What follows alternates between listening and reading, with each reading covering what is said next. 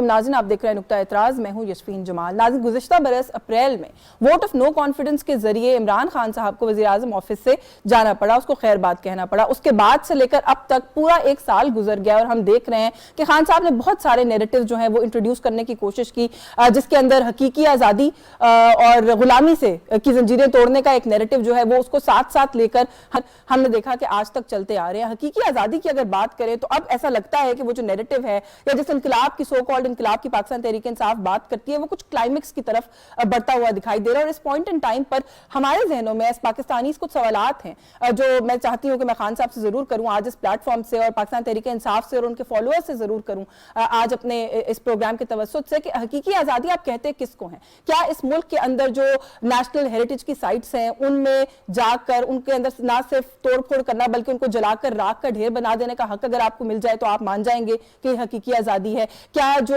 इस मुल्क की सरहदों के मुहाफिज हैं उन लोगों की गाड़ियों पर पत्थर मारने का हक आपको दे दिया जाए, उन पर गालियां उनको बकने का, उन पर जुमले कसने का हक आपको दे दिया जाए तो आप मान जाएंगे कि आपको हकीकी आज़ादी हासिल हो गई है? क्या वो लोग इस मुल्क के, इस कौम के वो बहादुर बच्चे जिन्होंने इस मुल्क की हिफाजत करते हुए अपनी जानों के नजराने दिए, शहादत कबूल की, उनकी याद में जो शहादत की यादगारें बनाई गई हैं, शहदा की यादगारें बनाई गई हैं, उनको तोड़ देने का, गिरा देने का, जला देने का हक आपको हासिल हो जाए तो आप मान जाएंगे कि आपको हकीकी आज़ादी मिल गई है? क्या इस मुल्क के एहतसाब के जितने भी इदारे हैं वो आपको अगर बुलाएं, आपको तलब करें किसी किस्म का हिसाब देने के लिए, उनके ऑर्डर्स को रौंद देने का हक आपको मिल जाए, उन पर धावा बोल देने का हक आपको मिल जाए, उनको गलत कह देने का हक आपको मिल जाए तो आप मान जाएंगे कि आपको हकीकी आज़ादी मिल गई है? या फिर आज जो हुआ अगर इस तरह ही होता रहे तब आप मानेंगे कि आपको हकीकी आज़ादी मिल गई है? क्योंकि अगर हम बात करें इमरान खान साहब का जो एक नैरेटिव रहा साथ साथ, जहां पर एक तरफ वो हकीकी आज़ादी की बात करते रहे, वही हमने देखा कि वो दूसरी तरफ ये बात भी करते रहे कि किस तरीके से फौज को आना चाहिए, उनकी मदद करनी चाहिए। जब फौज से बात नहीं बनी तो अदलिया को वो आवाजें देते हुए सुनाई दिए। बल्कि एक क्लिप भी हमारे पास, मैं आपको भी सुनवाती हूं कि किस तरीके से उन्होंने बार बार ये कहा कि चीफ जस्टिस साहब इस वक्त इस पूरी कौम की नजरें आप पर लगी हुई हैं। तो आज जो कुछ हुआ, क्या ये हम कह दें कि ये जो असल सफर है हकीकी आजादी का उसका वाकई बाज़ाब्ते तौर पर आगाज हो गया? पहले आप सुन लें कि उन्होंने चीफ जस्टिस साहब के हवाले से क्या कहा था, फिर मैं मजीद बात करती हूँ। और मैं चीफ जस्टिस चाहता हूं साहब कि आप इसके ऊपर एक्शन लें। कौम आपकी तरफ देख रही है, कौम आपकी तरफ देख रही है। इस तरह के मल्टीपल मेरे पास जो है वो क्लिप्स हैं, लेकिन क्योंकि वक्त की थोड़ी कमी होती है तो हम सारे चला नहीं सकते। कौम आपकी तरफ देख रही है। जब ये बात वो मिलिट्री एस्टैब्लिशमेंट को कह के थक गए तो अदलिया को कहना शुरू कर दिया। आज का जो अभी ऑर्डर आया है और उसके बाद जो कुछ कहा गया है, एक बड़ी कंफ्यूजन है। कुछ कहते हैं जी खान साहब रिहा हो गए, कुछ कहते हैं जी खान साहब को भी कल दोबारा पेश होना है, उसके बाद मामला लीगल तरीके से आगे चलेगा। इस इशू पर भी बात करेंगे। एट द सेम टाइम कुछ मैं अंडरस्टैंड करने की कोशिश करूंगी आज के इस नशिस्त में। मेरे पास बहुत सीनियर लोगों का पैनल है कि हकीकी आजादी आखिर है क्या। हमारे साथ इस्लामाबाद स्टूडियोज में बात करने के लिए मौजूद है पाकिस्तान मुस्लिम लीग नवाज से सीनियर सियासतदान है शेख फयाजुद्दीन साहब ने हमें ज्वाइन किया। बहुत शुक्रिया सर आपका, आपके वक्त के लिए। Yet another senior politician Pakistan Peoples Party से सेनेटर बहरमन तंगी हमारे साथ मौजूद है। बहुत शुक्रिया सर आपका, बहुत अरसे के बाद आप आज मेरे प्रोग्राम में तशरीफ लाए। बहुत शुक्रिया, most welcome on the programme sir. और सीनियर जर्नलिस्ट हैं, तज्जियाकार हैं, आप इनके तज्जिए तबसरे पढ़ते हैं, सुनते हैं। सलमान गनी साहब जो है वो लाहौर स्टूडियोज में हमारे साथ मौजूद है। मैं आप दोनों की इजाजत से, मेरे उस्ताद हैं सलमान गनी साहब, मैं अगर उन्हीं से गुफ्तगू का आगाज कर लूं। सर, आपने इस मुल्क के अंदर बहुत अपनी पूरी जिंदगी जो है इस मुल्क में सियासत को कवर किया है। एक तो सर जो कुछ पिछले 3-4 दिनों में देखा, कभी विटनेस किया है तो जरा उस पर प्लीज रोशनी डालिएगा। और दूसरा ये कि क्या जो मैंने इब्तदाइया में बात की, आप इससे इत्तेफाक करते हैं सर? हकीकी आजादी की आपके नजदीक आप क्या समझे? पाकिस्तान तहरीक इंसाफ के नजदीक हकीकी आजादी की क्या डेफिनेशन है, वो क्या चाहते हैं?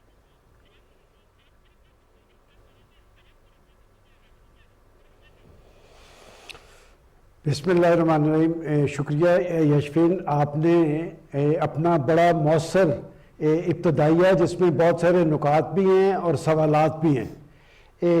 यशफीन, आपने जिन नुकात की बात की है, मैं एक्सपेक्ट ये कर रहा था कि गुज़िश्ता 48 घंटे में पाकिस्तान के अंदर पाकिस्तान की रियासत और रियासती अदारों के साथ जो कुछ हो रहा है और जिनकी जानिब से हो रहा है और पाकिस्तान की सिक्योरिटी फोर्सेस की इमलाक और तनसीबात को जिस तरह टारगेट किया गया है, मैं ज़ाती तौर पे ये एक्सपेक्ट कर रहा था कि पाकिस्तान की अदालत उज़्मा इसका नोटिस लेगी।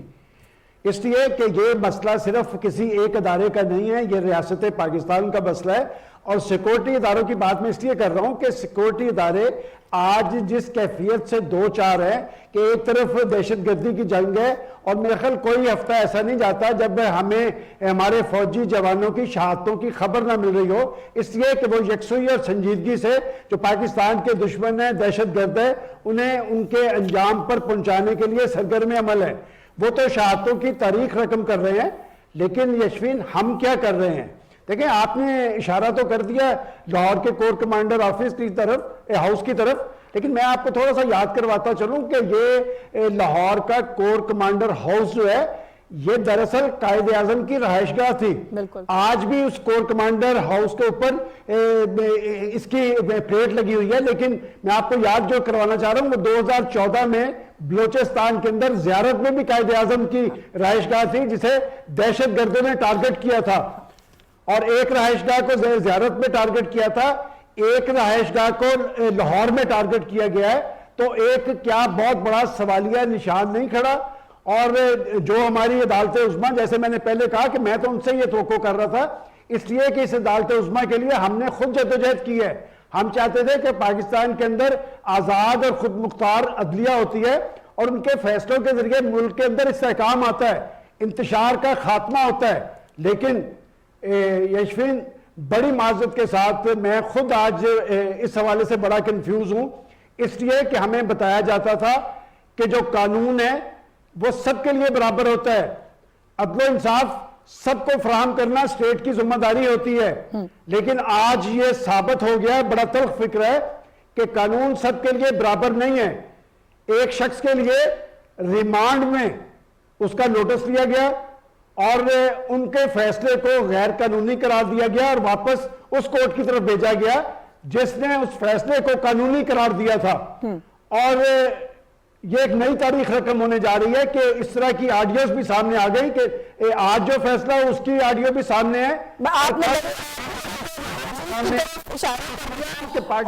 लीक्स के हवाले से तो ऐसे आपको पता है बहस रहती है कि ऑडियो लीक कहां से होती है, क्यों होती है, वो डिबेट को अगर साइड पे रख के, क्योंकि आज जो हुआ है, अगर वो एक दिन पहले किसी के फोन कॉल के रिकॉर्ड से निकल आए कि एग्जैक्टली उसी तरह डिस्कस हो रहा हो। बिफोर मैं सर को यहाँ पे गुफ्तगू में शामिल करूं, फयाजुद्दीन साहब को, सर आपको भी सुनवा देते हैं, क्योंकि आज जो कुछ हुआ उससे पहले इस चीज के हवाले से कहीं कहीं पर गुफ्तगू हुई है, वो किन के दरमियान हुई है, क्या ऑडियो लीक आपको पहले सुनवा? ठीक राब्ता जी।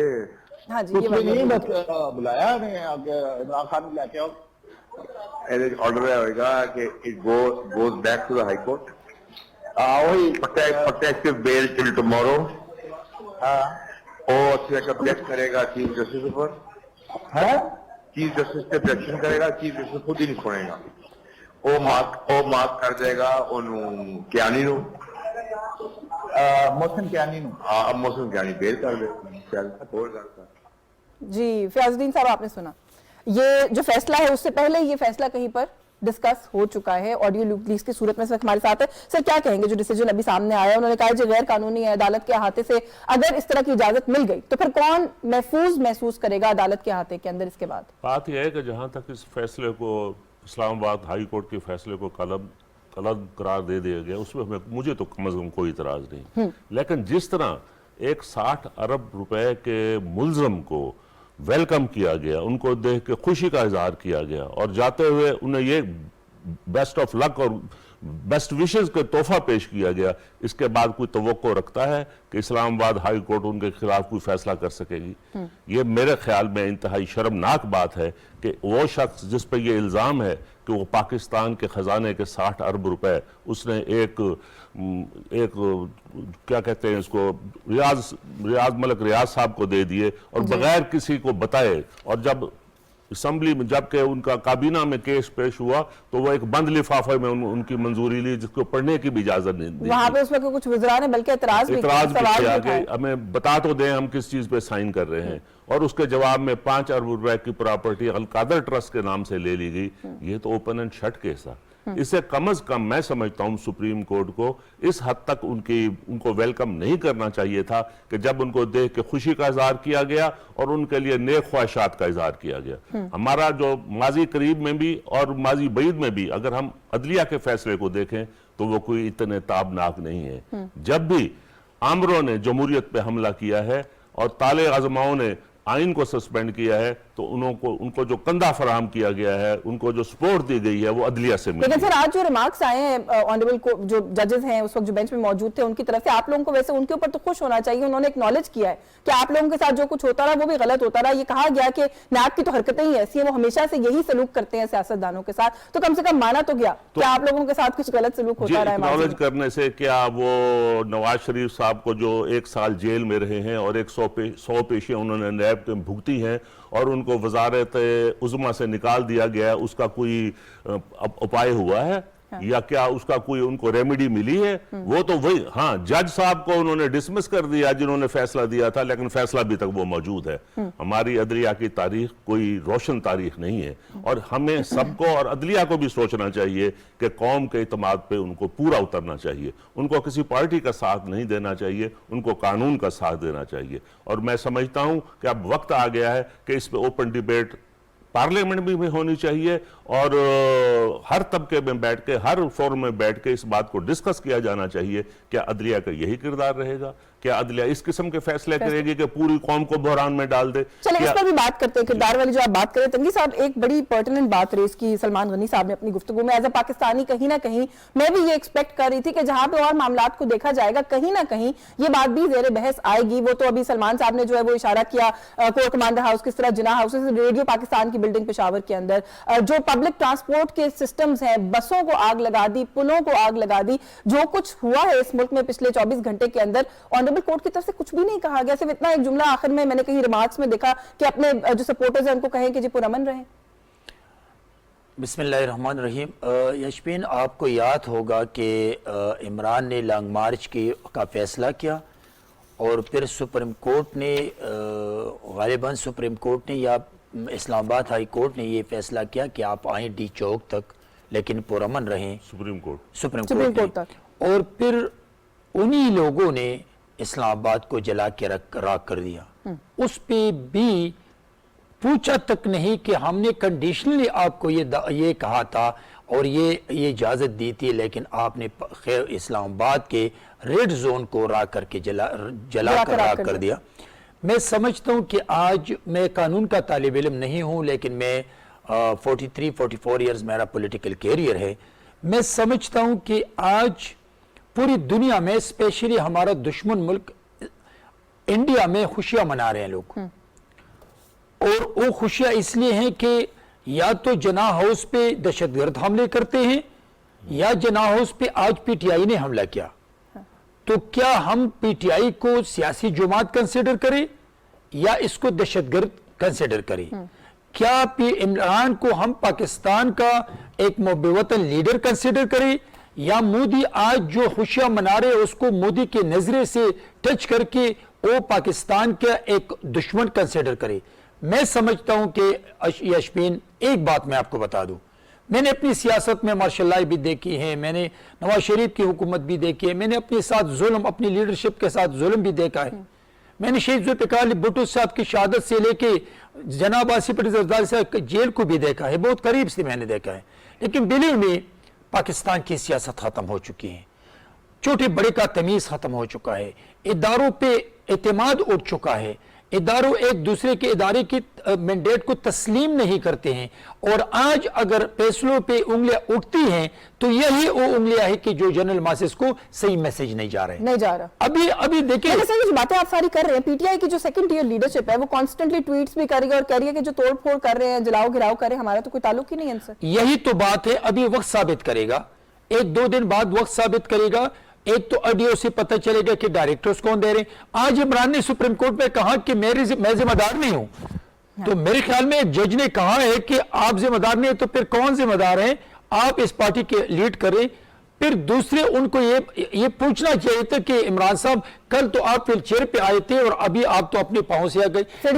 ये वो चीजें हैं। लेकिन मैं आपको बता दूं कि वो बेशक उस दिन असद उमर ने और शामुद कुरैशी ने कहा कि हम ला ताल्लुकी का ऐलान करते हैं, लेकिन आप वीडियो से देख लें, आप फुटेज देख लें, आप सोशल मीडिया से देख लें कि वो पीटीआई के वर्कर हैं।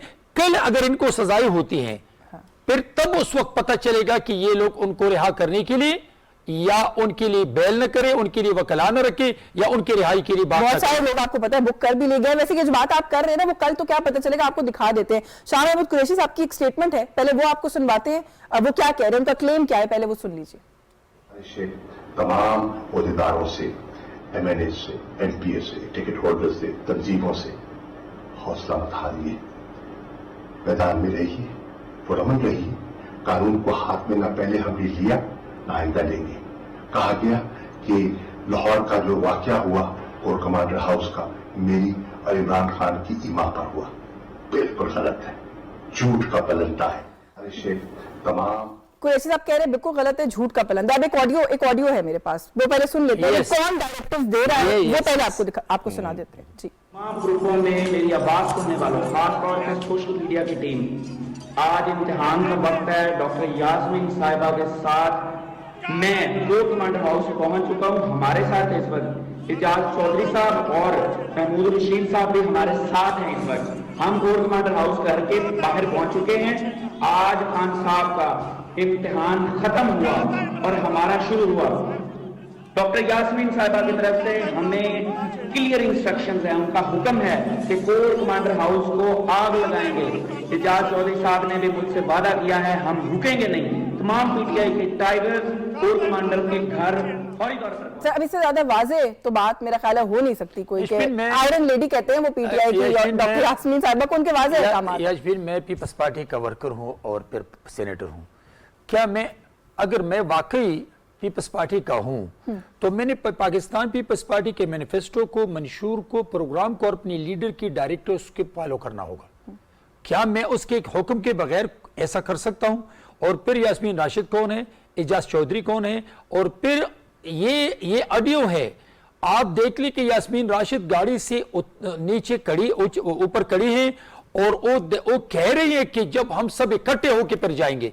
तो अभी भी अगर शाह महमूद कुरैशी साहब या इमरान डिनाई करते हैं तो I think this is not वो एक्सेप्टेबल। तो मल्टीपल आलिया हमजा साहिबा की भी एक वीडियो है जहां पे वो कह रही है कि हम जा रहे हैं, ये कैंटीन के बाप का नहीं है। वो तो सर इस तरह की तो मुतअद्दिद चीजें, वो टाइम नहीं होता प्रोग्राम में कि हम सब चला सके। सलमान गनी साहब, सर मुझे थोड़ा सा ये अंडरस्टैंड करना, देखिए सही होता रहा, गलत होता रहा, लेकिन इस बहस में जाए बगैर, जब भी माजी में किसी पे इल्जाम लगा, लोगों ने लीगल जो फोरम्स हैं उनके ऊपर उसको अपने पर लगे हुए इल्जाम को फाइट आउट किया। खान साहब के साथ जो हो रहा है या हुआ है, या जो इल्जाम लगा या केसेस हुए हैं, ये इस मुल्क में सर पहली दफा हुआ है। ऐसा क्या अनहोना हुआ है यहाँ पाकिस्तान में कि इस तरीके से ये जो विजुअल्स हैं ये बड़े ही दिल दुखा देने वाले हैं कि हमने पूरे मुल्क को ही आग लगा दी। सर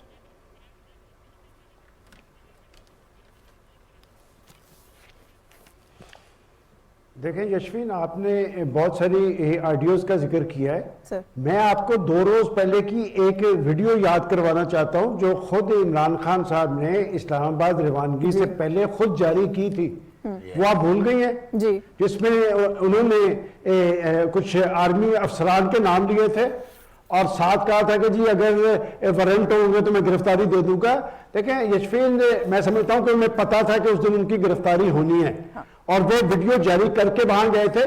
बात यह कि हम लोग सहाफत के जिस मकतब फिक्र से तल्लुक रखते हैं, आप भी एक नज़रियाती इदारे में रही हैं, बात है कि हम तो ये कहा करते थे कि हमारा दुश्मन जो है वो जब पाकिस्तान से दुश्मनी करता है तो वो ये समझता है कि पाकिस्तान को अंदरूनी तौर पर गैर मुस्तहकम करना है, यहां इंतशार और खलफशार पैदा करना है, अवाम में तकसीम पैदा करनी है, और खास तौर पे पाकिस्तान के सिक्योरिटी इदारे जिनके बारे में पाकिस्तान के 22 करोड़ अवाम की एक जज्बाती कमिटमेंट है, उनके और उनके दरमियान फासले तारी करनी है। मैं पूछता हूं कि कौन सी कमी यहां छोड़ी गई है जो उन्होंने पूरी करनी थी। बात है कि आप जिसका जिक्र कर रही हैं, मैं फिर वही बात दोहराऊंगा कि मैं तो अपनी अदालत उस्मा से ये एक्सपेक्ट कर रहा था कि जो 48 घंटे में पाकिस्तान के अंदर हुआ, पाकिस्तान के सिक्योरिटी इदारों के साथ, उनकी तनसीबात के साथ, उनकी इमलाक के साथ, क्या दुनिया भर में पाकिस्तान की जगनसाई नहीं हुई? क्या कराची से लेकर खैबर तक हमारे करोड़ों अवाम के अंदर तशवीश की लहर नहीं पाई जाती थी? उन्हें सिर्फ एक शख्स मकसूद था और उन्हें देख के उन्हें बहुत खुशी हुई। उन्होंने कहा मुझे आपको देख के बहुत खुशी हुई, मैं परेशान था आपकी सिक्योरिटी के हवाले से। और फिर ये कहा कि आप पाकिस्तान के एक पॉपुलर लीडर है तो आप बैठ के दीगर पार्टीज के लोगों से डायलॉग करें। मेरा ख्याल है कि मैं एक फिक्रा जो है ये इसलिए कि जब आप ये कह रहे हैं कि ये शख्स कहां से आया, किसने मुसल्लत किया, कि तुम्ही ने दर्द दिया था, तुम ही दुआ देना, और इसमें कोई शक नहीं है, ये बड़ी तल्ख हकीकत है कि इस शख्स को किन्होंने कैसे पाकिस्तान के ऊपर मुसल्लत किया, और पाकिस्तान आज जिस नहज पे खड़ा है इसकी जिम्मेदारी से वो उधर बरार नहीं हो सकते। और आज पाकिस्तान को जिस तरह दुनिया भर के अंदर जगरसाई हो रही है, पाकिस्तान के रियासती इदारों को टारगेट किया जा रहा है, ये क्यों किया जा रहा है, ये किसका एजेंडा है, मकासद क्या है, इस पर जुडिशल कमीशन बनना चाहिए। जनाब चीफ जस्टिस साहब, आप मेरे लिए बहुत काबिल एहतराम है, लेकिन मेरे मुल्क का सवाल है और मैं उस इदारे की बात कर रहा हूं जिस इदारे के जवान जो है सरहदों के ऊपर शहादतों की तारीख रकम कर रहे हैं, जो दुश्मन का टारगेट है। देखिए, दहशतगर्दी जब होती है तो हम लोगों ने बतौर जर्नलिस्ट कुछ पैमाने रखे होते हैं कि हमें उसी वक्त पता चल जाता है, ये पता चल जाता है कि वारदात किसने की है। जब हमारे सिक्योरिटी इदारों को टारगेट किया जाता है तो यशवीन, मैं आपको कसमन कहता हूं कि मैं 100% यकसू होता हूं कि ये हमारा दुश्मन है। और आज उस सिक्योरिटी इदारों को, उसकी तस्सीबात को लाहौर के जिना हाउस से हमारी एक कमिटमेंट है कायदे आजम से, ये मुल्क कायदे आजम की एक क्रेडिबल लीडरशिप की वजह से बना था। और जैसे मैंने आपको मिसाल दी है कि जियारत का जो जिना हाउस है उसको टारगेट तो दहशतगर्द करते हैं, मुझे बताएं मैं इनको क्या कहूं। और ये सब कुछ खुलेगा, ये देखिए बात है कि अब कोई बात ढकी छुपी नहीं है। वो जो साहब कह रहे हैं कि जी मुझे नहीं पता था, मेरा तो राब्ता नहीं था, मैंने आपको वीडियो का हवाला दे रहा हूं, आप वो वीडियो चलवाएं। लाहौर से रवानगी के वक्त उन्होंने ये वीडियो में क्या मैसेज दिया था और वो किन को टारगेट कर रहे थे। और एक बात आप मेरे से ज्यादा जानती हैं, देखिए फौज के अगर कोई कभी सियासी रोल रहा है तो हम भी उसके नाकिद रहे हैं, लेकिन अपने चेन ऑफ कमांड पर, अपने अंदरूनी डिसिप्लिन पर, अपनी पेशावराना कारकर्दगी पर और अपनी मेरिट पर उन्होंने कभी कंप्रोमाइज नहीं किया। और पाकिस्तान के अवाम की एक जज्बाती कमिटमेंट है और फौज वही फतह हासिल करती है जिसके पीछे कौम खड़ी होती है। तकसीम पैदा की गई है आज पाकिस्तान के अदारों के अंदर, अदलिया के अंदर, ये सारी तकसीम का अमल किसकी वजह से हुआ है, इस पर जुडिशियल कमीशन बनना चाहिए। नहीं सर, आपने जो भी बात की ना, मसला है यही है कि फौज की या किसी भी इदारे के सियासी रोल के ऊपर तो हर कोई तनकीद करता है। इस वक्त जो डायलेमा है वो ये है कि इदारा कह रहा है हम न्यूट्रल हैं, हमें सियासत से बाहर रहने दें, और एक सियासी जमात है वो खींच के घसीट के इदारे को लाती है कि आप आए, आके अपना कोई रोल प्ले करें। आप रोल नहीं प्ले करते तो आप न्यूट्रल नहीं है क्योंकि आप हमारी सपोर्ट नहीं कर रहे। इस वक्त कम से कम तासुर जो है वो यही लगता है। शेख साहब, एक तो ये एक मामला जो मैंने भी सामने रखा कि इदारे को किस तरीके से बीच में इन्वॉल्व करने की कोशिश की जा रही है। कुछ तनकीद इस वक्त हुकूमत पर, हुकूमती वुज़रा पर की जा रही है कि अदलिया के लिए बड़ी सख्त ज़बान जी आप लोग इस्तेमाल कर रहे हैं। इसको किस तरीके से देखते हैं? वो कहते हैं एक तरफ तो आप कहते हैं कि इदारों का एहतराम करें, लाइंस क्रॉस ना करें, जब आप खुद आते हैं तनकीद करने के लिए तब आप भूल जाते हैं।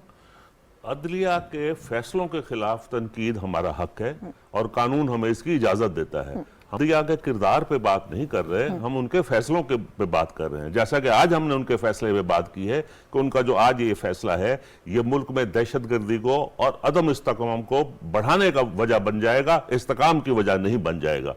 आप ये देखें कि एक मुल्जिम जिस पर 60 अरब रुपए का करप्शन का इल्जाम हो, उसे सुप्रीम कोर्ट कहे कि आज ये रात हमारे मेहमान हैं, और मेहमान भी इस वजह से हो कि उनके खिलाफ किसी और मुकदमे में गिरफ्तारी ना डाली जाए। ये तो सरीहन एक शख्स को, एक पार्टी को सपोर्ट करने के मुतरादिफ है। और हम समझते हैं कि अदलिया को अपना ये रवैया, अपने ये फैसले कानून और आइन के मुताबिक करने चाहिए। जैसे आज चीफ जस्टिस साहब ने कहा कि आप फिर मुज़ाकरा का शुरू करें, तो ये उनका काम नहीं है। उनका काम है कि ये फैसला करें कि मुल्क में ये दहशतगर्दी किसने की है।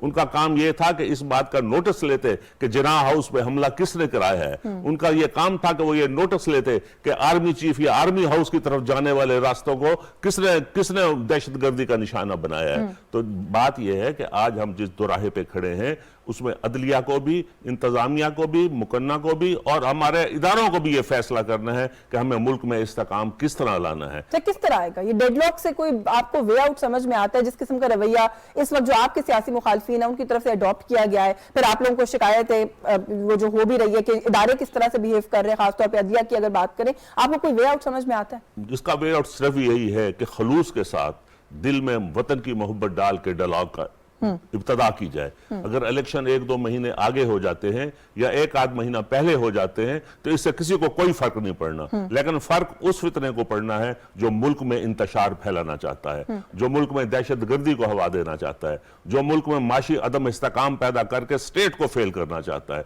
जो ये चाहता है कि मुल्क डिफॉल्ट हो जाए। और इसका नोटिस अदलिया को भी लेना चाहिए और इदारों को भी लेना चाहिए। जहां तक इस बात का ताल्लुक है कि इमरान खान साहब भी ये कहते हैं और शाह महमूद साहब भी कुरैशी भी कहते हैं कि हमारा उनसे कोई ताल्लुक नहीं, कहने की बात और है, तकरीर को अमल के साथ सबूत दिया जाता है कि आपकी जो तकरीर है वो अमल उसको जस्टिफाई कर रहा है। अमल तो आपका यह है कि आपको याद होगा कि शेख रशीद साहब ने इमरान खान के जलसों में इमरान खान की मौजूदगी में कहा था गिराव करो, जलाओ करो, जला दो, आग लगा दो, मुल्क को आग लगा दो। तो क्या ये एक सियासी रवैया है?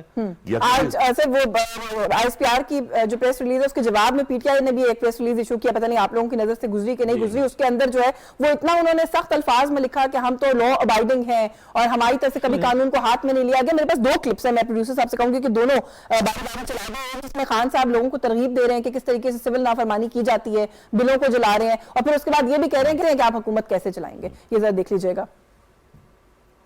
को लायामल दूंगा जो आपकी हुकूमत चलाना मुश्किल कर देंगे। हम अब तक तो हम यहाँ बैठे हैं, हम यहाँ बैठ के भी वो काम करने वाले कल तो इंशाल्लाह आप देखिए कैसे हुकूमत चला के दिखाते हैं। मैं तो अपना बिजली का बिल दे सकता हूँ, लेकिन मैंने चला दिया।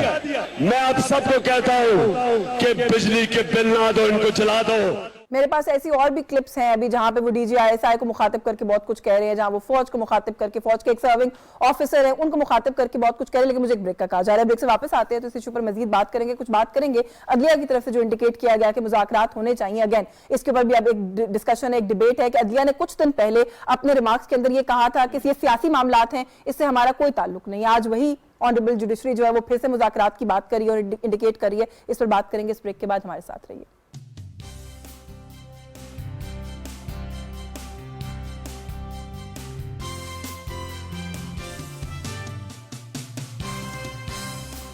जी वेलकम बैक नाज़रीन। ब्रेक पे जाने से पहले मैंने आपको कुछ क्लिप्स सुनवाई इमरान खान साहब की, जहां पे वो ये माजी में तकारीर है उनकी आप लोगों ने बहुत दफा देखी होंगी, सुनी होंगी। सलमान गनी साहब, सर लीडर जब अपने सपोर्टर्स के बीच में हो और इस तरह की बातें करें कि आप सिविल नाफरमानी करें और किस तरीके से हमें मौका मिला तो हम हुकूमत चलने नहीं देंगे, चला के हुकूमत दिखा देना। उसके बाद फिर जैसे भी आपने खुद हवाले दिए कि किस तरीके से वो इदारे के बारे में, इदारे के अफसरान के बारे में बात करते रहे। अब वही शख्स अगर नहीं है अपने सपोर्टर्स के बीच में तो क्या हुआ सर? एक लीडरलेस, क्लूलेस जत्थे की सूरत में लोग बाहर निकले और जो कुछ उन्होंने किया वो हम सबके सामने है। आप क्या मशवरा देंगे इमरान खान साहब को सर कि उनको वक्त मिले तो क्या उनको सोचना चाहिए कि इस जमात को फैन क्लब से आगे बढ़ के अब सियासी जमात बनाने की कोशिश करनी चाहिए उनको?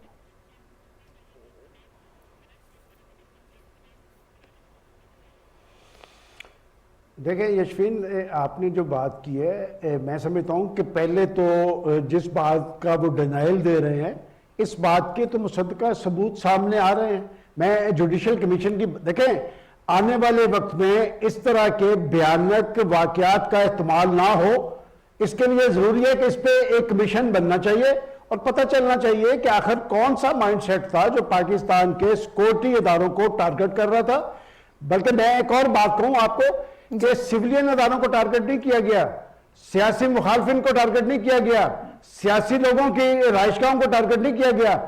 ये टारगेट एक रहायशगाह लाहौर में हुई है और वो सिर्फ कोर कमांडर लाहौर का घर नहीं था, वो जिना हाउस था, कायद आजम वहां पर ठहरते रहे थे। अब बात है कि आपने जो बात कही है, देखिए मैं पॉलिटिकल पार्टीज को बैन करने के खिलाफ हूं। बात है कि जो लीडरशिप होती है यशफीन, वो कौमों के अंदर इत्तेहाद और यकजहती की बात करती है, वो मुल्क को आगे ले जाने की बात करती है, वो इंतशार और खलफशार का खात्मा करती है, वो कौमी और अवामी मसाइल के हल के बारे में सोचती है। और दुनिया के जमहूरी माशरों में पार्लियामेंट के अंदर जब सियासतदान बैठे होते हैं, सर जोड़ के बैठते हैं, तो कौमें मुतमिन हो जाती है कि हमारे बारे में सोचा जा रहा है कि आखिर एक शख्स जब से पाकिस्तान की सियासत में इंडक्ट किया गया, क्या वजह है कि सवाए 2018 का इलेक्शन जिसके बारे में कोई दो राह पाकिस्तान में नहीं, मैं एक एक चीज को जानता हूं, किस तरह लाहौर के अंदर किस किस ने बैठा के लोगों को किस तरह शामिल किया था, सबको पता है। इसके अलावा हर इलेक्शन के बारे में वो कहते हैं कि 200 धांधली से हुए हैं। लेकिन आपने एक अच्छी बात की, जो आपका असल सवाल ये था कि जो मुज़ाकरात की बात हो रही है, देखिए मैं समझता हूं कि आज पाकिस्तान जिस नहज पे खड़ा है, आज एक नेशनल ग्रैंड एक डायलॉग की जरूरत है। और इस डायलॉग में सिर्फ इंतखाबात की बात नहीं होनी चाहिए, कौमी मामला डिस्कस होने चाहिए और ये कुछ लाइंस ड्रॉ होनी चाहिए। ये मईशत पर सियासत वाला मामला जो है इस तरह नहीं चलना चाहिए। माजी के अंदर मईशत पर सियासत नहीं होती थी, माजी के अंदर कौमी मफादात के हवाले से सियासत नहीं होती थी, माजी के अंदर पाकिस्तान के सिक्योरिटी इदारों को सियासत में डिस्कस नहीं किया जाता था। आपने जब अपने इब्तिदाइये में बात कर रही थी तो हमें यह भी बताना चाहिए कि कौन शख्स था जिसने एक बड़ी सुपर पावर के बारे में कहा कि उसने साजिश की पाकिस्तान में।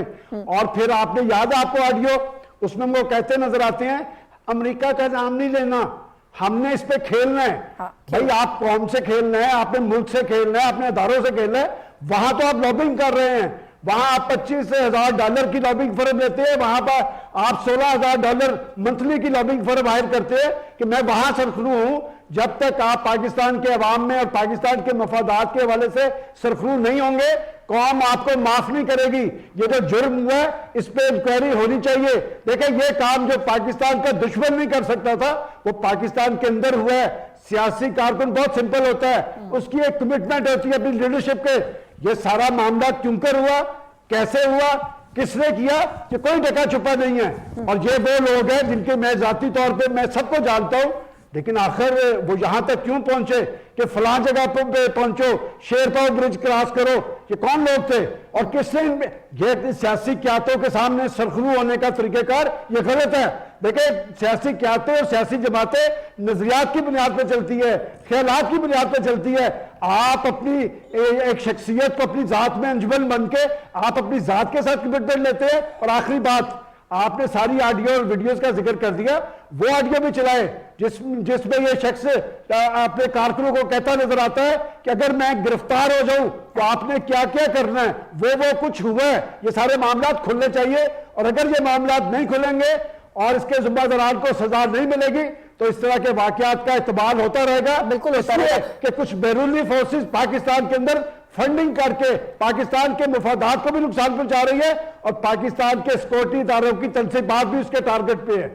बिल्कुल ठीक है। अच्छा सर फयाजुद्दीन साहब, ये ऑडियो लीक्स आ गई, वीडियोस आ गई, ये जो भी सलमान साहब ने इशारा किया, पहले से प्लानिंग क्या थी वो सारी खुल के सामने आ गई। खान साहब तो बड़ी दफा रिकॉर्ड पे कह चुके हैं कि अगर मुझे अरेस्ट कर लिया जाए तो मैंने बता दिया है अपनी बाकी लीडरशिप को कि क्या करना है। तो अब जो कुछ हुआ है वो we leave it to the people's judgement कि फिर अगर बता दिया है तो फिर किस तरीके से हुआ खुद सोच लें इस बारे में। लेकिन इल्जाम सर फिर भी आप लोगों पर लग रहा है, वो कहते हैं सियासी इंतकाम लिया जा रहा है। इमरान खान से तो लिया ही जा रहा है लेकिन बाकी लोगों को, क्योंकि उनके मुतअद्दिद लीडरान जो हैं वो इस वक्त अरेस्टेड है एमपीओ के तहत, कुरैशी साहब, फवाद चौधरी, असद उमर और बहुत सारे दीगर। और तो वो कहते हैं जी ये तो अब हुकूमत जो है इंतकाम लेने पर उतर आई है।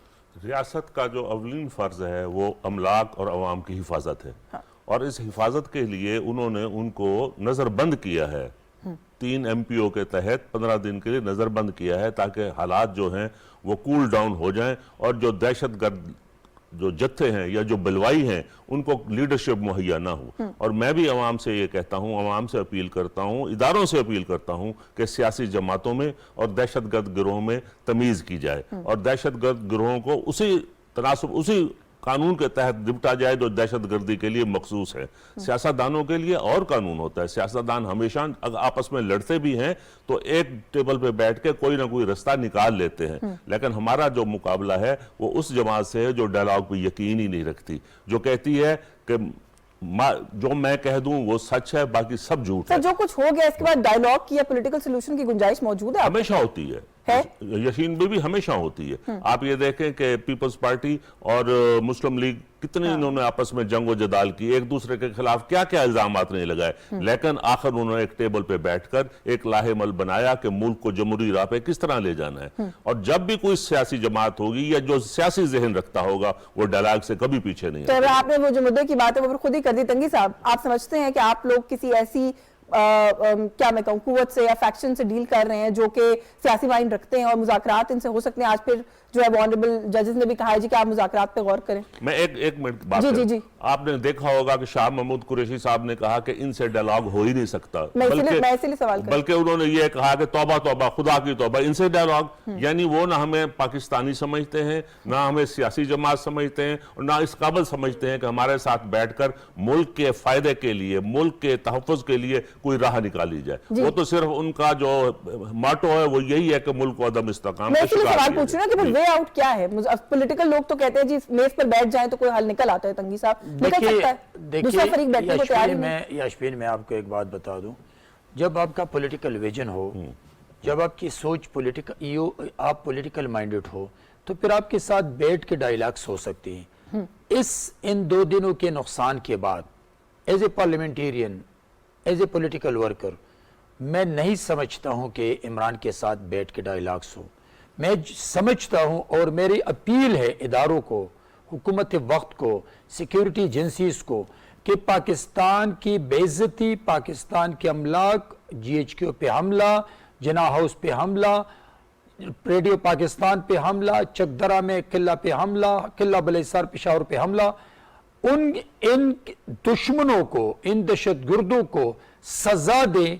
इस पे तमाम पार्टीज और इदारे बैठकर उन लोगों को सरेआम ऐसा सजा दे, निशान इबरत बनाए, ताकि आइंदा किसी सियासी जमात के वर्कर्स लीडरशिप की बात ना माने। करना हक है, आप प्रोटेस्ट, बल्कि मैंने 2 लोगों को पाकिस्तान पीपल्स पार्टी का हवाला देते हुए सुना कि मोहतरमा की शहादत के बाद जरदारी साहब ने तो आके जो कुछ कहना था कहा, लेकिन लोगों ने बहुत जलाओ नहीं, मेरी बात सुने। मेरे चेयरमैन बिलावल भुट्टो जरदारी साहब ने कराची से इस्लामाबाद तक लॉन्ग मार्च किया है, लेकिन ये मुझे बताए कहां पर हमने प्रोटेस्ट किया है। हमारा अपना एक प्रोग्राम था कि हम लॉन्ग मार्च करें, प्रोमन करें, और ये डायरेक्टिव्स मेरे चेयरमैन बिलावल भुट्टो जरदारी साहब के थे। इसी वजह से हम पुरअमन रहे। अगर आप जब जा रहे इस्लामाबाद निकलते हैं जनाब पार्क से, और आप कह रहे कि मुझे ऐसा लग रहा है कि वारंट गिरफ्तारी मुझे दिखा कि मैं आज गिरफ्तार हूंगा, तो आपने ये करना है, तो यही करना था जो आपने कर लिया। अभी ये मुझे बताइए कि देखिए, मैं आपको जिम्मेदारी कारकुनान पर है या क़यादत पर? जिम्मेदारी क़यादत पे है। और जब क़यादत की आप DJI को मुहातिब करके गाली दे, जब आप पाक फौज को गाली दे, जब आप पाक फौज के शोहदा को गाली दे, तो जाहिर बात है कि उनके वर्कर भी ये रवैया अपनाएंगे। 2 दिनों में उसने वरना मैं सुना सकती थी वो DJI को के बारे में क्या कहते हैं। आपने देखा होगा कि चीफ जस्टिस के बार बार कहने के बावजूद उन्होंने मुजम्मत नहीं की। जो कुछ हुआ है उसकी मुजम्मत नहीं की। ये जरूर कहा है कि दहशतगर्दी कार्रवाई नहीं होनी चाहिए, लेकिन ये नहीं कहा कि जो कुछ हुआ है ये इंतहाई काबिल शर्म है। ये नहीं कहा। खत्म हो गया। बहुत शुक्रिया आपका शेख फयाजुद्दीन साहब, सेनेटर मेहरमन तंगी साहब, बहुत शुक्रिया सर आपका, आपने वक्त दिया। सलमान गनी साहब से बहुत शुक्रगुजार है आपका, आपके प्रोग्राम में हमें वक्त दिया। मैं उम्मीद करती हूँ कि आज ये जो थोड़ा सा एक ब्रीदर मिला है इमरान खान साहब को, वो बैठ के एक मोमेंट लेंगे और थोड़ा सा इस बारे में सोचेंगे कि ये जो कुछ नुकसान इस वक्त मुल्क का हुआ है वो किसका नुकसान है। ये मुल्क होगा तो सियासत भी होगी, इमरान खान साहब भी होंगे, ऑपोजिशन भी होगी, वज़ारत भी मिल जाएगी, लेकिन पहले इस मुल्क के बारे में सोचिए। नुक्ता इतराज से आज के लिए बस यही कुछ। यस्मीन जमाल को इजाजत दीजिए। अल्लाह हाफ़िज़।